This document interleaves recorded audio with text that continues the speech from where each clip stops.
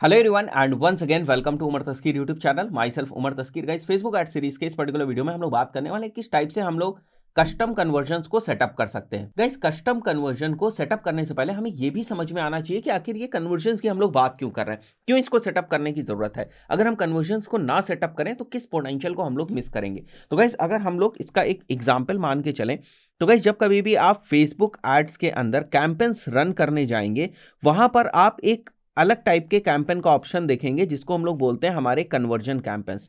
तो guys, conversion campaigns हम क्यों रन करते हैं और इसका मतलब क्या है। गाइस, जब कभी भी आप कन्वर्जन कैंपेन रन करते हैं, इसका मतलब यह है कि आप फेसबुक के सिस्टम को बोल रहे हैं कि मैं उन लोगों को अपना ऐड दिखाना चाहता हूं जिनके कन्वर्जन करने के चांसेस ज्यादा है, और फेसबुक उसी टाइप से उन्हीं लोगों को आपका ऐड जो है वो दिखाने की कोशिश करेगा जिनका कन्वर्जन करने के चांसेस ज्यादा है। तो गाइज, अब यहां पर सवाल यह आता है कि जब हम फेसबुक से बोलेंगे कि मेरा आप ऐड उन लोगों को दिखाओ जिनके कन्वर्जन करने के चांसेस ज्यादा है, तो फेसबुक का सिस्टम ये भी तो पूछेगा किस टाइप के कन्वर्जन करने के चांसेस ज्यादा है, आपके लिए कन्वर्जन है क्या। तो बेसिकली हमें कन्वर्जन को डिफाइन करना पड़ेगा। तो गाइज, या तो हम जो हमारा स्टैंडर्ड इवेंट वाला सिस्टम था, जो अभी हम लोगों ने देखा हुआ था पिछले वाले वीडियो में, कि जो हमारे स्टैंडर्ड इवेंट्स बनाने का तरीका था, तो या तो हम स्टैंडर्ड इवेंट्स अपने बना दे और उनको हम एज अ कन्वर्जन लेकर इस कैंपेन को, जो हमारा कन्वर्जन कैंपेन है, इसको इस पर्टिकुलर इवेंट के लिए हम लोग ऑप्टिमाइज कर ले। लेकिन अगर वो स्टैंडर्ड इवेंट से काम नहीं चल रहा है तो फिर हमें कस्टम कन्वर्जन बनाने पड़ेंगे जो कि बेस्ड होते हैं ऑन द यूआरएल्स। तो मान के चलते हैं, अगर हमने एक कस्टम कन्वर्जन की कंडीशन ले ली कि मेरे लिए कस्टम कन्वर्जन क्या होगा, मैंने माना कि यहां पर हमने मान के चला कि मेरे लिए जो कस्टम कन्वर्जन है वो ये है कि हमारी वेबसाइट के ऊपर, लेट से अगर हमारी कोई भी वेबसाइट है, यहां पर हम कोई वेबसाइट का अगर एग्जांपल ले लेते हैं, यहां से लेट से हमारी यही वेबसाइट है यहां पर, ठीक है। अगर हमारी ये वेबसाइट है, हम मान के चल रहे हैं कि कोई बंदा जो हमारी वेबसाइट के एक पेज पे गया हो और साथ ही साथ दूसरे पेज के ऊपर भी गया हो, मतलब वो होम पेज पे भी आया हो एज वेल एज वो फ्लोर प्लान वाले पेज के ऊपर भी गया हो। तो अगर कोई बंदा इन दोनों ही पेजेस के ऊपर जाता है तो हम उसको मानेंगे एक कन्वर्जन। हमारे लिए वो एक तरीके से कस्टम जो कन्वर्जन है उसका हम लोगों ने एक सेटअप मान लिया कि ये हमारे लिए कस्टम कन्वर्जन है। और अब हम चाहते हैं हमारा कैंपेन जो है वो उन लोगों को दिखे जिनके कैरेक्टरिस्टिक्स इन लोगों से मिलते हैं जिन्होंने हमारी वेबसाइट के इन दोनों पेजेस के ऊपर विजिट किया। तो गाइज, अगर हमने हमारा कोई कस्टम कन्वर्जन जो है वो डिफाइन कर दिया, उसके बाद बहुत सारे अलग अलग डिफरेंट डिफरेंट सोर्सेस से हमारी वेबसाइट के ऊपर लोग आते हैं और इस कस्टम कन्वर्जन को करते हैं। तो जब वो लोग इस कस्टम कन्वर्जन को करेंगे, मतलब इन दोनों पेजेस के ऊपर जाएंगे, एक तो फ्लोर प्लान वाला पेज और उससे पहले जो है होम पेज, इन दोनों के ऊपर जाएंगे, तो फेसबुक का सिस्टम समझ जाएगा कि अच्छा ये बंदा आया, इसने ये कस्टम कन्वर्जन किया। इस टाइप से 100 लोग आए, इन्होंने ये कस्टम कन्वर्जन किया। तो अब फेसबुक को तो पता है कि इन 100 लोगों की जो कैरेक्टरिस्टिक्स है वो क्या है। अब मैं फेसबुक से बोल रहा हूं, फेसबुक के सिस्टम से बोल रहा हूं कि देखो भाई, मुझे एक कन्वर्जन कैंपेन चलाना है और मेरा ऐड उन लोगों को दिखाओ जिनके कैरेक्टरिस्टिक्स, जिनके एट्रीब्यूट्स इन 100 लोगों से मिलते हैं जिन्होंने ये कन्वर्जन किया था। तो गाइस, बात क्या समझ में आई कि अगर हम लोग कस्टम कन्वर्जन अपने हिसाब से डिफाइन करते हैं कि हमारे लिए कस्टम कन्वर्जन क्या है, उसके बाद हम लोग कस्टम कन्वर्जन के बेसिस पे हमारा जो कन्वर्जन कैंपेन है उसको हम ऑप्टिमाइज करते हैं। कन्वर्जन कैंपेन क्या काम करता है, वो हमारा ऐड उन लोगों को दिखाने की कोशिश करेगा जो उस टाइप के लोग हैं जिनकी कैरेक्टरिस्टिक्स उन लोगों से मिलती है जिन्होंने कस्टम कन्वर्जन किया हुआ है। तो बेसिकली जो हमारे कन्वर्जन कैंपेन्स होते हैं उनका काम ये होता है कि वो कैंपेन्स हमारे ऑप्टिमाइज्ड होते हैं किसी एक स्पेसिफिक कन्वर्जन के लिए, कि उस कैंपेन की कोशिश ये रहेगी कि ज्यादातर उन लोगों को ऐड दिखाया जाए जिनके चांसेस ज्यादा हैं कि वो ये कन्वर्जन कर सके।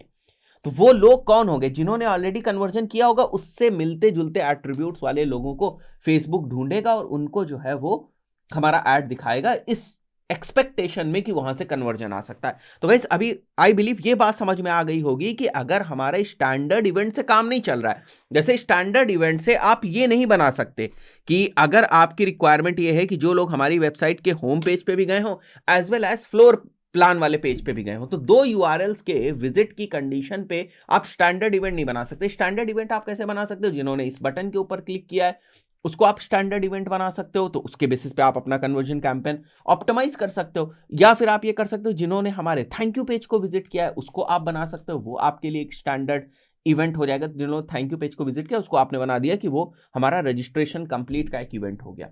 तो रजिस्ट्रेशन कंप्लीट के इवेंट के बेसिस पे आप कन्वर्जन कैंपेन चला सकते हो। बट अगर आपके कुछ कस्टम कन्वर्जन बनाने हैं तो फिर आप नहीं चला सकते, है ना। तो गाइस हम लोग क्या कर रहे हैं, यहां पर हम लोग एक कस्टम कन्वर्जन को बनाने की कोशिश करेंगे इसी कंडीशन के बेसिस पे। तो मैं इवेंट्स मैनेजर पे आ जाऊंगा और यहां देखो हमारे पास जो इवेंट्स है वो आप देख सकते हो, जैसे कंप्लीट रजिस्ट्रेशन एक इवेंट है और यहां पर आप देखो एक लीड एक इवेंट है, तो हम लोगों ने इवेंट्स बनाए हुए हैं।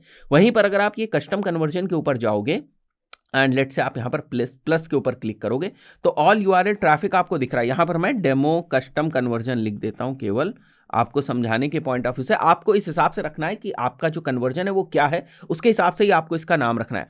देन रूल्स में हम लोग लिख लेते हैं यूआरएल कंटेन्स और होम पेज कर देते हैं हम लोग, ठीक है। और बल्कि कंटेन्स नहीं, हम लोग कर देते हैं यूआरएल इक्वल्स, ये होना चाहिए प्लस, ठीक है। आप देख रहे हो ये होना चाहिए एज वेल एज, अगर आप देखो यहां पर क्या लिखा हुआ है, this custom conversion must meet all these rules, दोनों ही कंडीशंस होनी चाहिए। उसके बाद हम लोग यहां फ्लोर प्लान वाला ले लेते हैं, URL not contains but equals, दोनों ही केसेस में ये यूआरएल प्लस ये अगर होगा यूजर की विजिट में, ये दोनों ही यूआरएल्स होंगे तभी it will be considered as a conversion for us.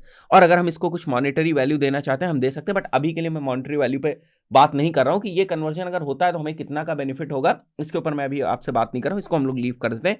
Then we will go ahead and we will click on the create. तो आप देखोगे यहां पर हमारा जो डेमो कस्टम कन्वर्जन है वो यहां पर क्रिएट हो गया। अब मैं इसको क्लोज करता हूं, ठीक है गाइज। अभी मैं किसी भी टाइप की कोई प्रायोरिटी वगैरह जो है इस कस्टम कन्वर्जन वगैरह को नहीं दे रहा हूं, तो उस वाले पॉइंट से अभी आपको परेशान नहीं होना, बस आपको ये समझना है कि कस्टम कन्वर्जन हमारा क्रिएट हो गया। Once your custom conversion is created, आप देखो इसका स्टेटस इनएक्टिव है गाइस। ये इसका स्टेटस इनएक्टिव इसलिए है क्योंकि जब तक कुछ रियल में हमारा ये जो कन्वर्जन्स है ये हिट नहीं होंगे जब तक, तब तक जो है यहां पर जो एक्टिविटी है आपको नहीं देखने को मिलेगी और ये एक्टिव नहीं आपको देखने को मिलेगा।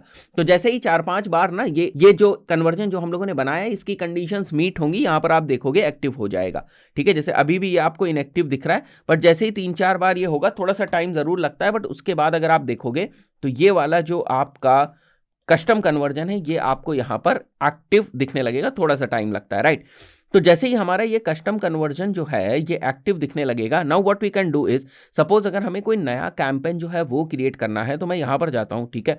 और अगर मैं न्यू कैंपेन के ऊपर यहां पर क्लिक करता हूं और यहां से मैं जाता हूं गाइस कन्वर्जन के ऊपर कि मुझे ज्यादा से ज्यादा कन्वर्जन चाहिए, बट कौन से कन्वर्जन चाहिए, तो इसके लिए मैं यहां पर नेक्स्ट करता हूं, ठीक है। यहां पर हमें कैंपेन लेवल की सेटिंग्स में नहीं मिलता है, हमें एड सेट लेवल की सेटिंग्स में मिलता है।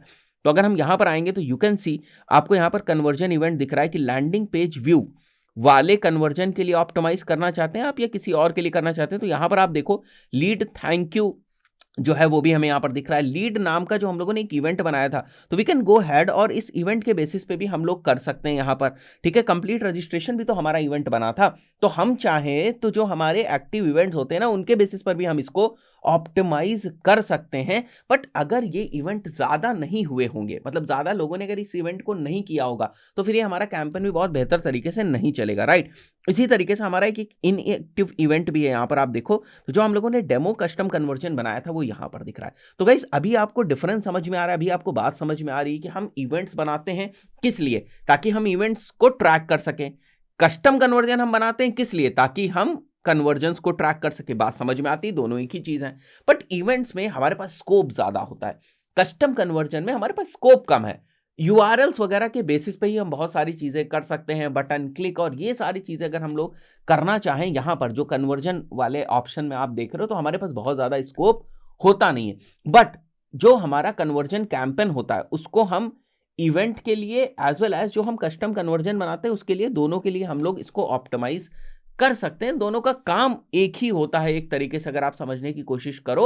बट इवेंट्स में हमारे पास कंट्रोल ज्यादा हो जाता है, स्टैंडर्ड इवेंट्स भी होते हैं हमारे पास, कस्टम इवेंट्स भी होते हैं, जो कोड हमें मिलता है, ठीक है। जो हमारे पास कस्टम इवेंट्स के कोड होते हैं जिसको हम लोग बात करते हैं हमारे इवेंट पिक्सल की, उसके थ्रू हम बहुत एडवांस लेवल तक की जो ट्रैकिंग है वो सेटअप कर सकते हैं। डिफरेंट टाइप्स ऑफ इवेंट्स हम लोग क्रिएट कर सकते हैं। कस्टम कन्वर्जन अगर आप इस डैशबोर्ड के थ्रू देखने की कोशिश करो तो आपको केवल इतना ही ऑप्शन मिलता है जो कि हम लोगों ने यहाँ पर अभी देखा था। अगर आप यहाँ पर वापस आ जाएं और इवेंट्स मैनेजर में आप वापस आ जाएं तो आप यहाँ पर अगर आएंगे कस्टम कन्वर्जन में और आप यहाँ पर क्लिक करेंगे क्रिएट करने के लिए, तो आप देखोगे यहाँ पर आपको केवल यहाँ पर यूआरएल के बेसिस पर ही जो कस्टम कन्वर्जन्स हैं वो आपको क्रिएट करने की जो एबिलिटी है वो मिलती है। अदरवाइज अगर आप लीड को लेना चाहते हैं तो लीड के बेसिस पे आप यहाँ पर यूआरएल क्रिएट कर सकते हो, दैट्स इट, ठीक है। उसके अलावा बहुत सारी चीजें आप यहाँ पर नहीं कर सकते हैं। जैसे मैं लीड को ले लूंगा यहाँ पर जो हमारा स्टैंडर्ड इवेंट है, उसके बेसिस पे मैं यहाँ पर कस्टम कन्वर्जन बना सकता हूँ, या मैं ट्रैफिक के बेसिस पे जो हमें यूआरएल्स वगैरह सेलेक्ट करने हैं उनके बेसिस पे मैं यहाँ पर बना सकता हूँ। मुझे बहुत ज़्यादा स्कोप यहाँ पर नहीं मिलता है।